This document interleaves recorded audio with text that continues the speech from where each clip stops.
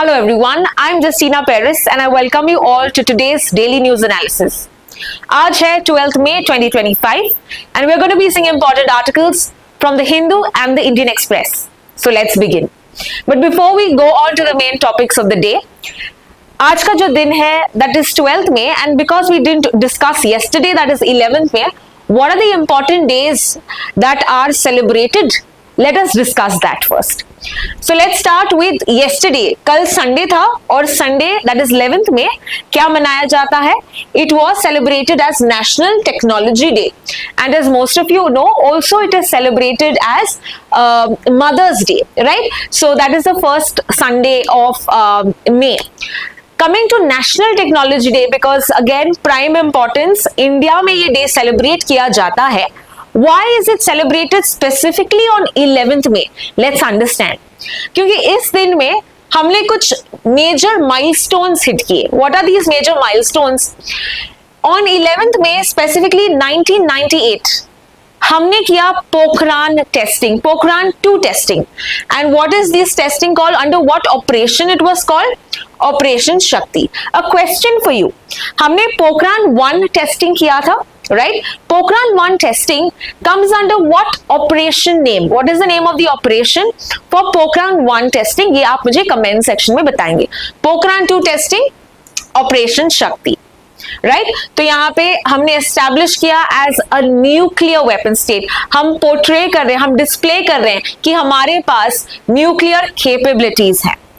इनके अलावा we also developed, खुद से indigenously developed हंसा 3 ये एयरक्राफ्ट है बेंगलुरु में and we also successfully test fired a missile called as Trishul जो आता है इंडिया के एक डेवलपमेंट प्रोग्राम जो मिसाइल डेवलपमेंट प्रोग्राम है which is called as integrated guided missile development programme जो 1983 में under doctor APJ Abdul Kalam who is also called as the missile man of India इनके अंडर ये एक प्रोग्राम स्टार्ट हुआ जो 2008 तक खत्म हुआ which is called as the integrated guided missile development program.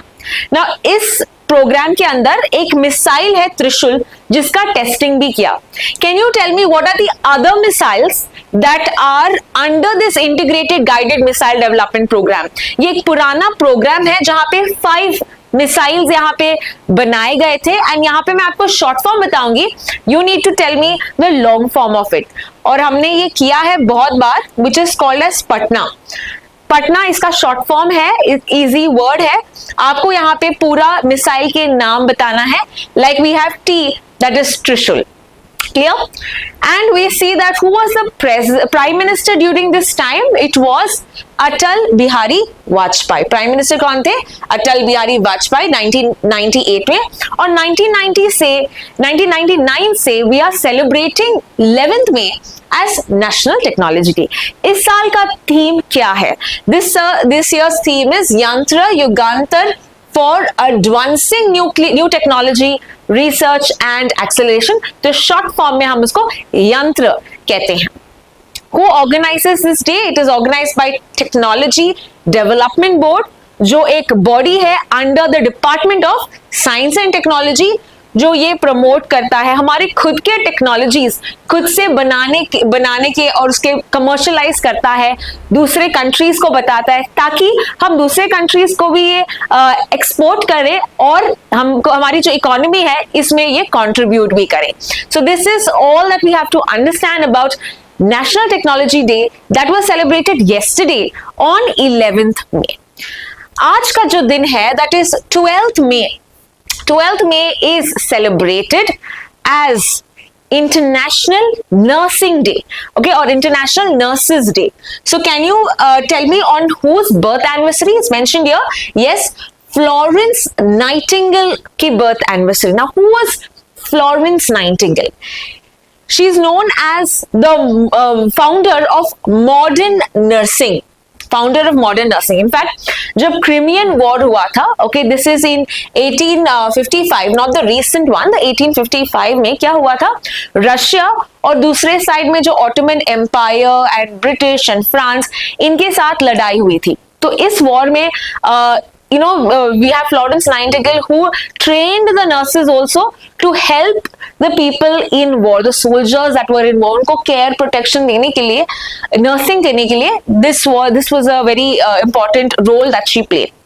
In fact, India में we also have an award called as the Florence Nightingale Award.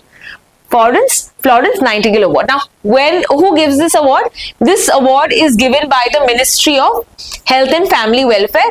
और किन को दिया जाता है? Of course, nurses के बारे में है, तो यहाँ पे सेंट्रल एंड स्टेट लेवल पे नर्सेस, हॉस्पिटल्स में जो नर्सेस है, जो बहुत ही अच्छा काम करते हैं, उनको ये दिया जाता है. They also get 1 lakh rupees and they also get a medal. तो ये प्रेसिडेंट अनाउंस करते हैं, right? So this is about Florence Nightingale, on whose birth anniversary we celebrate the International Nurses Day. यहाँ पे थीम क्या है? The theme is Our Nurses, Our Future, Caring for Nurses, Strengthen Economy. This is the theme that is for the year 2025. Let's now proceed to our major articles of the day. So here, let's understand firstly with regard to what is happening in the ongoing conflict that we see. So हमको सबको पता है अभी तक क्या हो रहा है. Let's have just an update regarding the same. Clear? So यहाँ पे we all know about the operation that is happening, and operation का नाम क्या है? Operation का नाम है सिंदूर. Operation Sindoor. So in this ongoing Operation Sindoor that we see, we had seen a ceasefire agreement that was there between the two countries, that is India and Pakistan. Okay, this happened on Saturday evening, right? Ceasefire agreement हुआ था, but okay, in this case we also see कि यहाँ पे violations भी हुए हैं, because both the countries accused कि आपने ये ceasefire का उल्लंघन किया है. तो जो ट्रूस, जो पीस एस्टैब्लिश हुआ था, that again continued. Clear? And यहाँ पे क्रेडिट एक लेता है एक country which is US, Donald Trump, right? ये क्रेडिट लेते हैं कि ये जो अग्रीमेंट हुआ था, ये उनके बहुत ही इंपॉर्टेंट रोल उन्होंने प्ले किया, ये वो कहते हैं. So let's come back to what is happening in Pakistan at the same time. Okay, तो पाकिस्तान अभी हमको पता है कि उनके पास पैसे नहीं है. They are not doing so well financially, and especially now this again angle that we see where they are fighting with India. They are in conflict with India. Now in 2024, to be specific, September 25th, 2024, ये गया एक organisation के पास जिसका नाम है IMF. IMF का पूरा नाम है International Monetary Fund. So we're going to know about this organization, but ये जान लो कि पाकिस्तान चला जाता है IMF के पास कि प्लीज हमको कुछ लोन दो, हमको कुछ पैसे दो. So IMF agreed to do so, ठीक है, under the extended fund facility. Okay, it is giving Pakistan a loan. और कितने का लोन दे रहा है ये? It is given about 7 billion.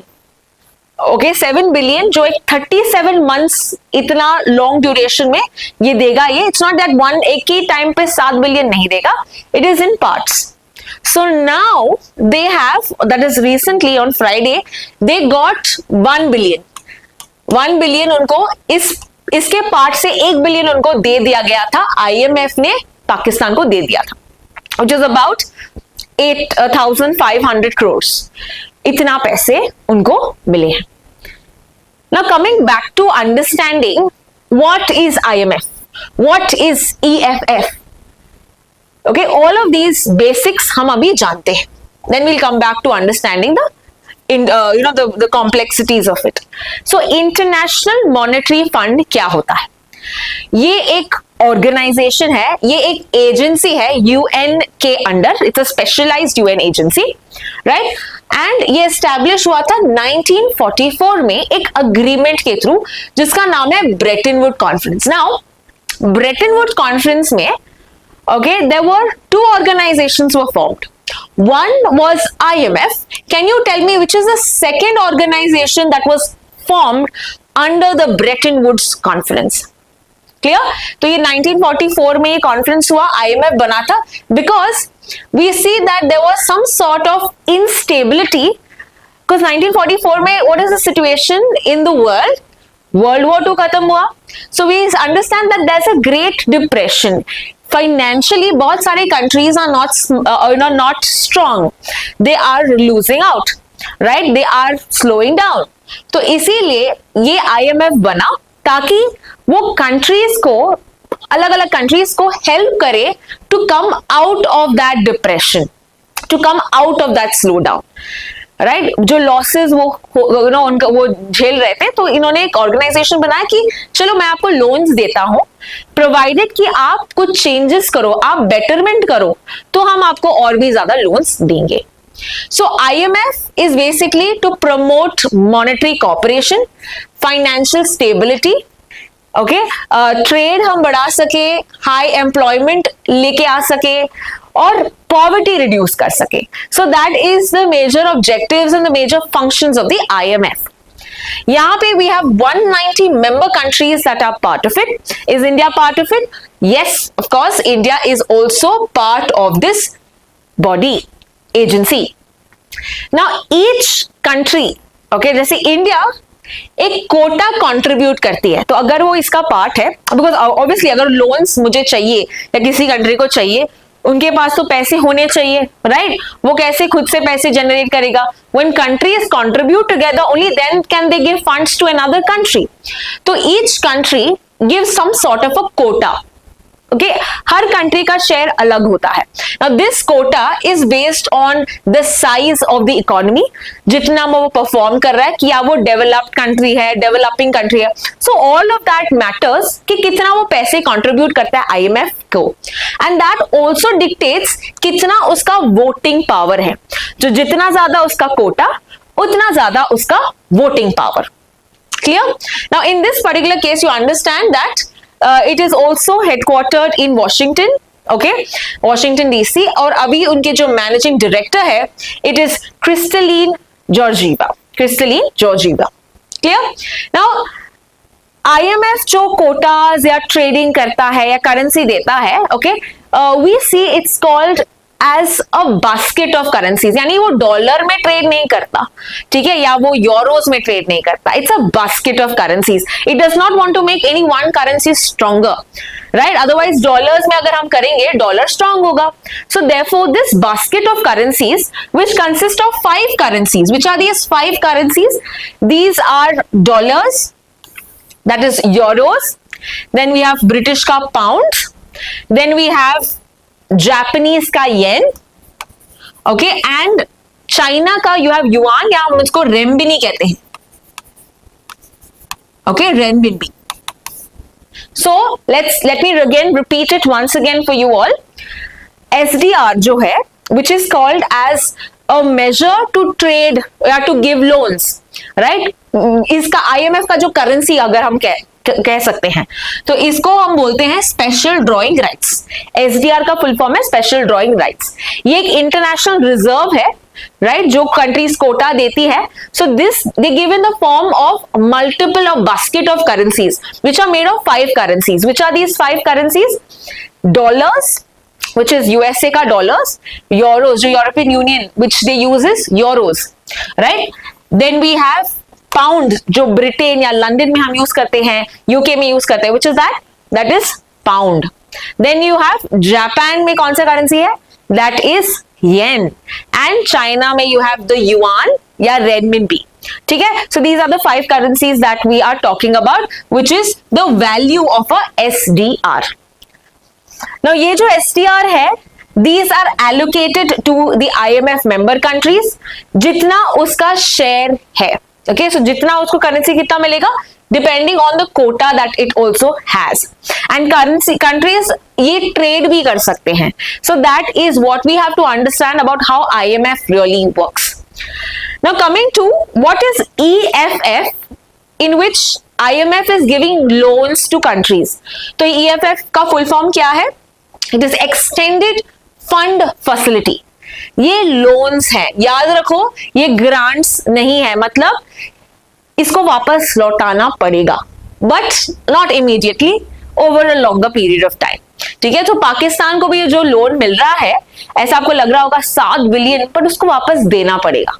ठीक है, so they are not grants, they are required longer repayment periods, ताकि वो ऊपर आके आराम से वो पेमेंट वापस से करे। So why is IMF giving the EFF? It is because these countries are facing some balance of payment crisis. कुछ प्रॉब्लम्स फेस कर रहे हैं मीडियम टर्म, बिकॉज उनके कंट्री में जो स्ट्रक्चर है it is weak. They don't have a proper government, they don't have a proper infrastructure, they have weak financial systems, कोई monitor करने वाली प्रॉपर एजेंसीज नहीं है, करप्शन ज्यादा है। So in that case IMF is ready to help these countries ताकि वो ऊपर आ सके, right? Because ultimately the people will suffer, the citizens of the country will suffer. तो इसीलिए ये loans देता है, called as extended fund facility. So we saw that 7 billion दिया है, और अभी उन्होंने उनको और $1 billion मिले हैं under this. Now, why is Pakistan qualified? We know that Pakistan को क्यों मिलना चाहिए ये loan? What has it done that it should get this? That is because हम देखते हैं कि इनका जो GDP है ये stagnate हुआ है, ये falling हो रहा है, मतलब ये कम हो रहा है. So you see how it has stagnated and it has come lower. That is why it deserves to get higher inflation है. And we also see economic governance ठीक तरह से नहीं हो रहा है, पॉपुलेशन ज्यादा हो रहा है, सेविंग्स नहीं है, वर्कफोर्स पार्टिसिपेशन नहीं है. So it really requires this loan. Alright, apart from that ये IMF के लोन्स अगर हम बात करें, पाकिस्तान ने पहली बार नहीं लिया. It has taken about 28 IMF loans in the last 35 years. In fact, not just IMF, it has also taken loans from other countries, जैसे कि China, UAE, Saudi Arabia, Arab world से स्पेशली, और हम उनके नेबर्स से, China से बहुत loans इन्होंने लिया है, and other organisations as well, like the Asian Development Bank, like the Paris Club, बहुत सारे लोन्स इन्होंने लिए. ना इंडिया यहाँ पे क्या इनका विचार है, हमारा क्या विचार है with regard to this? What is the response of India? Here we see India is really against this कि पाकिस्तान को लोन नहीं मिलना चाहिए. Why so? Because India thinks that Pakistan को जब भी फंड्स मिलता है they use it for the wrong reasons. Terrorism फैलाने, क्रॉस बॉर्डर टेररिज्म फैलाने के लिए, मनी लॉन्ड्रिंग करने के लिए, टेरर फाइनेंसिंग करने के लिए, okay, all of that to provide safe havens to the militants. ये इसके लिए ये पैसा यूज करता है. बट IMF ने ये दिया है because IMF sees that there is a positive change in the situation of Pakistan. इसीलिए IMF दे रहा है, not because of any other reason, because it has seen a structural improvement in the economic structure after giving the loan. इसीलिए IMF says that नहीं loan मिलना चाहिए. तो India ने यहाँ पे, जैसे मैंने कहा, there's a voting power, right? There's voting that happens depending on the quota, depending on the share. तो इंडिया ने क्या किया?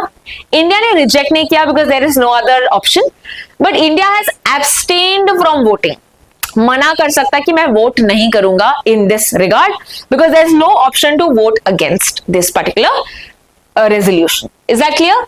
तो ये पूरा हमने आर्टिकल देखा है विद रिगार्ड टू EFF क्या है, व्हाट इज IMF, पाकिस्तान को लोन क्यों मिल रहा है, and all of the necessary information. Let's now proceed to the next article. अगला जो आर्टिकल है it is with regard to total fertility rate. Now this is a recent report that came on May 7th.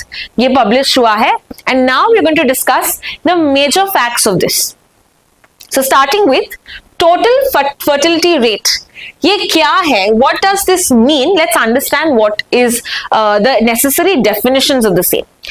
Total fertility rate का मतलब है how much a woman produces, okay, in her reproductive years.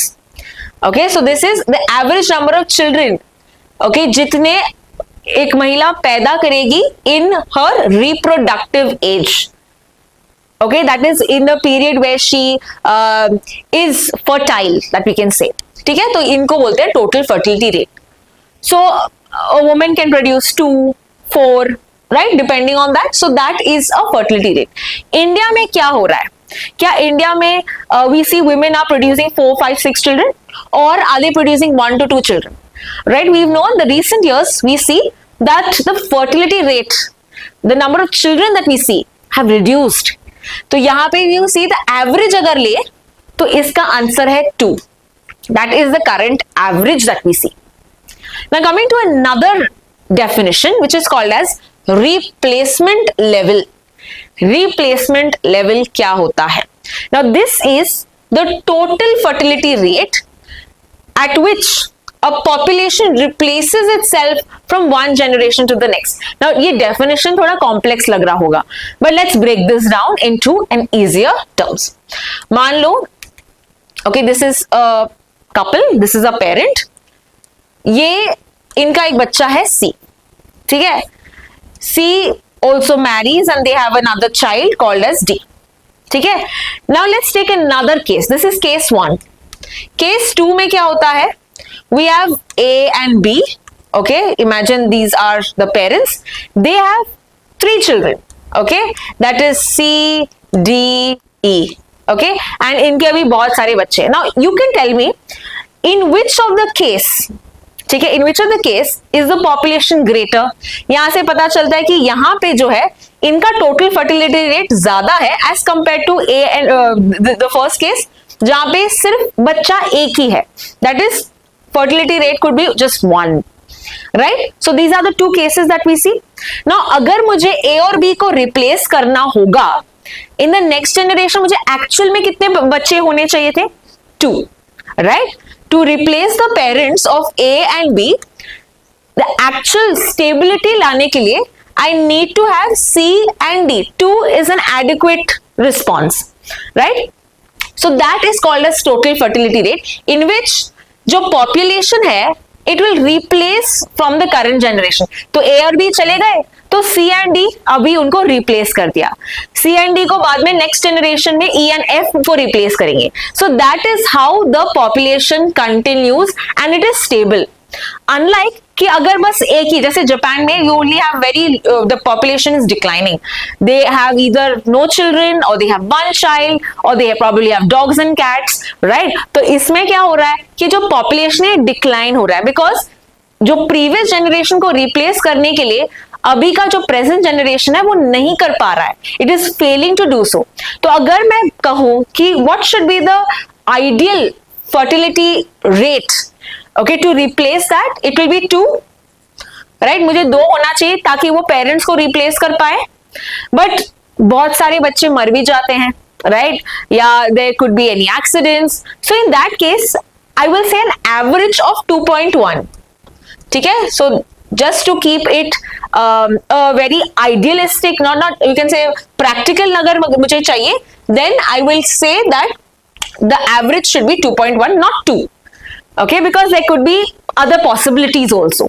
तो ये 2.1 होता है replacement level. Now India का जो total fertility rate according to the recent report that was published on May 7th is 2. So are we doing a good job? The answer is yes, because we are very close to the replacement. कितने बच्चे हम पैदा कर रहे हैं वो replace कर रहे हैं उनके प्रेजेंट प्रीवियस जनरेशन को. So it is keeping it very stable. मान लो अगर फर्टिलिटी रेट कम होता, दैट मीन्स हमारा पॉपुलेशन डिक्लाइन होता. मान लो फर्टिलिटी रेट ज्यादा होता, मान लो अगर 3 या 4 होता, देन इट इज इंक्रीजिंग. बहुत सारा पॉपुलेशन आपका बढ़ रहा है. So that means your population would be in a boom. So this is what are the basic terms of total fertility rate and replacement rate. Now let's come back to the report that we have. ये report का नाम क्या है? This is called as SRS. SRS क्या है? It is Sample Registration Systems. Sample Registration System. Okay? And ये जो data है हमारे पास, it is according to 2021. हमको पता है सेंसस तो नहीं आया, 2021 में सेंसस आना चाहिए था. So this is some data that we have at least to replace the absence of census that we currently have. ठीक है, तो 2021 का ये हमको डेटा दे रहा है And in this, who releases this? It is released by the Registrar General of India. Now can you tell me what is the name of the Registrar General of India? बहुत बार मैंने ये बताया है. Let me see if you remember who is the Registrar General of India, who is publishing the SRS or the Sample Registration System. तो एक largest demographic survey हमारे पास है, because we currently don't have census of 2021, नहीं हो पाया because of COVID, then elections, so that had delayed, and therefore this is like a good data that the government has brought about. It covers about 8,842 units या villages and 84 lakh people को ये सर्वे करके हमको ये information मिला है. In fact interim budget जो हुआ था 2024 का, इन्होंने बताया था कि we will probably have a high powered committee, लेकिन ये कमिटी अभी तक बना नहीं है. So in the light of this happens to be a very important data, जहां पे हमको actual estimates पता चल रहा है of fertility and mortality. जितना मर रहे हैं या बच्चे हैं, जो भी है, we come to know about recent data. So let's understand what is the data, what is कौन से स्टेट कैसा परफॉर्म कर रहा है, इसके बारे में भी जानकारी हमको मिली है. So in India, what is the total fertility rate? It has remained constant. तो 2020 में भी 2.0 था, अभी भी 2.0 या 2 है. ठीक है, so this is what you have to remember. And what is the total replacement rate? That is 2.1. तो हम बहुत ही नजदीक हैं जो actual stable population के लिए होना चाहिए. Now, which is the state which has सबसे ज्यादा fertility rate, ज्यादा बच्चे जो state produce कर रहा है, if I have to put it that way, then it is Bihar, which is at 3. ठीक है, ये average data बता रहा है. कौन सा है state where it is very low? Okay, which is less than the national average, that is 1.54 अगर हम कहें is the lowest rate. It is between, it's in Delhi and West Bengal. ये दो आपको याद रखना है.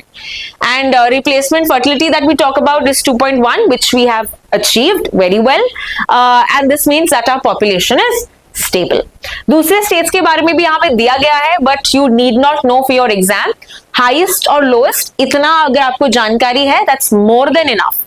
Let's also understand some more data given under the SRS, that is elderly population. सबसे ज्यादा कौन से स्टेट में है? So if you talk about the highest 60 plus population की अगर हम बात करें, it is in Kerala, which is 14%. सबसे ज्यादा 60 प्लस या सीनियर सिटीजन जो है पॉपुलेशन जो है केरला में. Clear? Apart from that, lowest की बात करें, सबसे कम we find it in Bihar, सबसे कम senior citizen. Alright, marriage trends की अगर हम बात करें एज गिवन की जो मैरिजेबल एज है, what is the marriageable age? For females we know it is 18 and for males we know it is 21.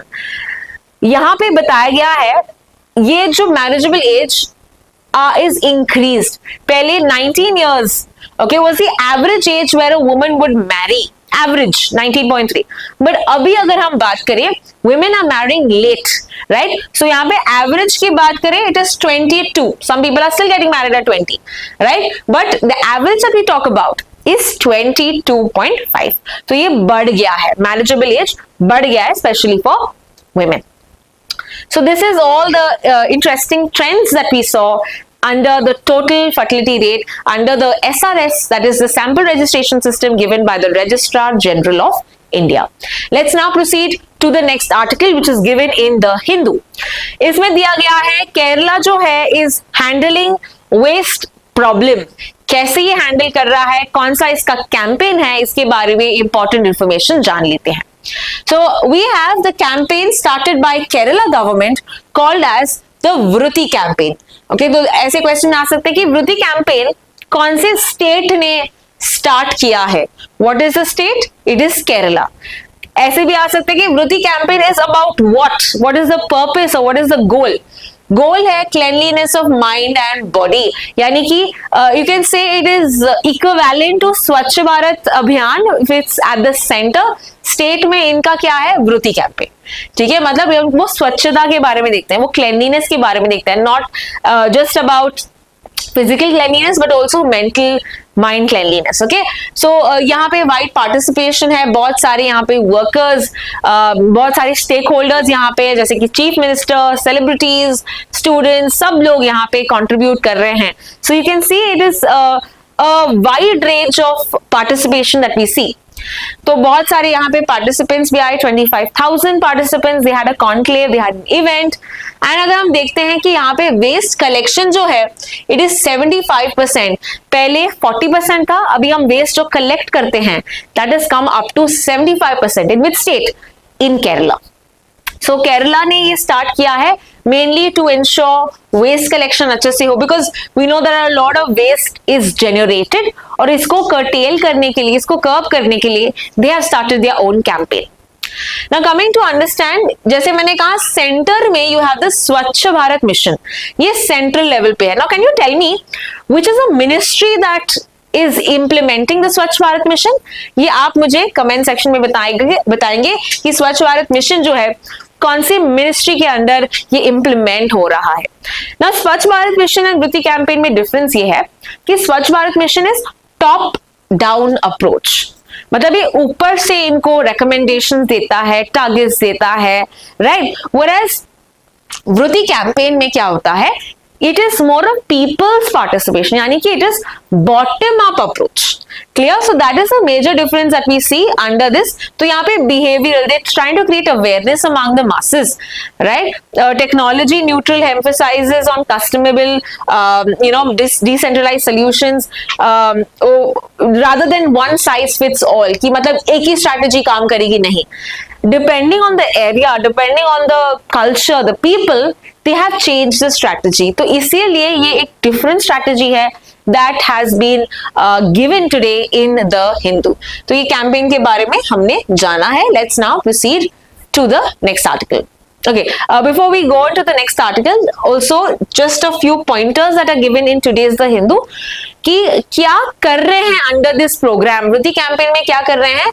They have created a campaign called as Malinya Muktam Nava Keralam. You don't need to know the name, but it's been mainly meaning waste free India, जो public hygiene पे focus कर रहा है। Because we see a lot of events that are happening, tragic events हो रहे हैं, sanitation workers, right, जो pot holes और सब क्लीन करते हैं, ये मर रहे हैं। We see dog bites that are happening, बहुत सारी diseases, we know like Nipah virus, right. So all of these events that we are seeing, तो इसमें यहाँ पे कैसे हम इसको कर्व कर सकते हैं, इसीलिए इन्होंने कैंपेन चलाया है। एंड दे आर क्रिएटिंग हरिता कर्मा सेना, that's a green force, campaigns चला रहे हैं, एक्टिविटीज बना रहे हैं, एंगेजिंग स्कूल्स, यूथ, बहुत सारी स्टेक होल्डर्स पार्टिसिपेशन लेके आ रहे हैं, and that is how this campaign is really working well. Clear? Let's now proceed to the next article, which is with regard to Soviet era spacecraft के बारे में है, जो है Cosmos. Cosmos is the name of the aircraft. The full name is Cosmos 482. Cosmos 482. Now let's understand ये क्या है and why we studying this. Now we have seen a part of this particular Cosmos has come down and crashed in the Indian Ocean. ये spacecraft का एक part Indian Ocean में गिरा है, ठीक है। और ये कब हुआ था? सैटरडे के दिन। Okay, so on 10th May this event happened. So let's understand about this spacecraft because it has come down. So let's see what is this part of it. तो बस एक फ्रैगमेंट गिरा है, पूरा का पूरा स्पेसक्राफ्ट नहीं गिरा है, फ्रैगमेंट गिरा है, छोटा सा पार्ट गिरा है। And this has come and hit in the Indian Ocean, which place in the west of Jakarta. Jakarta कहाँ पे है? Indonesia, right. Okay, now coming to understand ये किसका स्पेसक्राफ्ट है। कॉस्मोस की बात जो है, who does it belong to, which country? It is the Soviet spacecraft, यानी कि उस टाइम पे अगर हम कहें USSR, okay, erstwhile if you see, जो रशिया बाद में बना, लेकिन पहले USSR which consists of many countries. So this was launched in 1972, okay, यानी कि 53 years पहले ये लॉन्च हुआ था कॉस्मोस 482। एंड ये जो स्पेसक्राफ्ट है किसके लिए बना था? It was for landing on Venus. ये एक सोवियत मिशन था to land on Venus. Did it land on Venus? The answer is no. ये fail हुआ था and it was mainly in the low Earth orbit. Okay, इसमें ही वो घूमता रहता था because it failed to project to the Venus का orbit because of a faulty timer. Okay, now coming to understand, ये launch हुआ था 31st March 1972 में under the Venera programme, apart from the Venera 8. तो दो स्पेसक्राफ्ट दिए थे, Venera 8 and Cosmos. Venera was successful under this particular programme, it landed on Venus. Now can you also remember, India एक plan कर रही है Venus पे अपना स्पेसक्राफ्ट चलाने के लिए. उसका नाम क्या है? शुक्रयान, राइट? और हम कब लॉन्च करेंगे? हम मार्च में ही लॉन्च करेंगे in 2028. Shukrayaan is the name of the space the programme. India का है, 2028 में लॉन्च करेंगे. Now coming back to Russia, we understand it failed, it was in the low earth orbit. और अभी क्या हुआ है? एक पार्ट इसका गिरा है इंडियन ओशन में. कोई इंजरी हुई है? The answer is no. But is this common? Space जो फ्रैगमेंट्स हैं, स्पेस क्राफ्ट्स जो हैं इंडिया में, अर्थ में गिर रहे हैं, is it common? The answer is yes, it is very common. जहां पे you find space crafts falling in earth. But is it common that we find humans are getting hurt, injured? ऐसा होता है? The answer is no. यहाँ पे जो humans के injuries की अगर हम बात करें, ह्यूमंस फेटलिटीज की बात करें, कोई मर जाता है, कोई स्पेसक्राफ्ट का पार्ट कोई इंसान पे गिर जाता है, वो जो है वो नहीं होता. ओके, यूजुअली कभी नहीं होता. बट दिस पर्टिकुलर पार्ट की स्पेसक्राफ्ट गिरते हैं because it is called as space debris. ये जो कचरा होता है स्पेस में, because of these fragments, because of these faulty aircraft जो ऑलरेडी एक्सपायर हो चुके हैं, इसको बोलते हैं स्पेस डेब्री. तो बहुत स्पेस डेब्री अभी है हमारे अर्थ के इर्द गिर्द में, एंड यही नीचे हमको आके इम्पैक्ट कर रहे हैं. So this is called as the whole aspect of Cosmos 482. Let's proceed to the last article of the day. Last article है with regard to a fun fact which is mostly a one line of your exam, but let's understand all about it. तो यहाँ पे एक बड़ा सा banana infructescens जो मिला है. What is this infructescens? Okay, have you seen like a banana stem? Okay, या banana का जो plant है, okay, it's something like this. If you see, आज के न्यूज़पेपर में दिया, या अगर मैं बोलूं ग्रेप्स, ग्रेप्स तो सबने देखा है. सो ग्रेप्स का जो बंच है, that is called as infructescence. When number of fruits are formed in a bunch, bananas are also formed like that. अभी हमको मिला है world's largest infructescence for what? For banana. और कहाँ पे मिला है? This has been in India. That is why it's important for you. कहाँ पे in India? It is found in the Campbell Bay Nicobar Islands. Okay. We also found this in 2012. पहले भी ये मिला है हमको in your Krishna Nala Reserve जो है Little Andaman में. Now questions कैसे आ सकते हैं कि ये जो infructescence है world's largest banana infructescence ये कहाँ पे मिला है, या ऐसे आ सकता है कृष्णा नाला रिजर्व कहाँ पे है, okay, या आ सकता है Campbell Bay is located where. So these are important for geography perspective as well. This particular species of banana, what is it called? Musa indamenensis. Okay, so this is a scientific name. और ये जो species है critically endangered है, यानी कि it is not found very freely. Okay, ये plenty में नहीं पाया जाता है. इसका जो you find this at a very very low rate. Officially हमको मिला है 2014 में. First it was found in 2012, लेकिन officially document की बात करें 2014 में मिला है. And we earlier have found 3 meters and उससे छोटे, but अभी जो मिला है बहुत बड़ा मिला है 4.2, and that is in Andaman, that is in Andaman and Nicobar Islands. Therefore, this is important for us. So this is all with regard to today's daily news analysis. बहुत सारी interesting articles आज हमने देखे हैं. Don't forget to watch the next video where I'll be discussing 20 GK questions based on today's current affairs. Thank you so much for watching.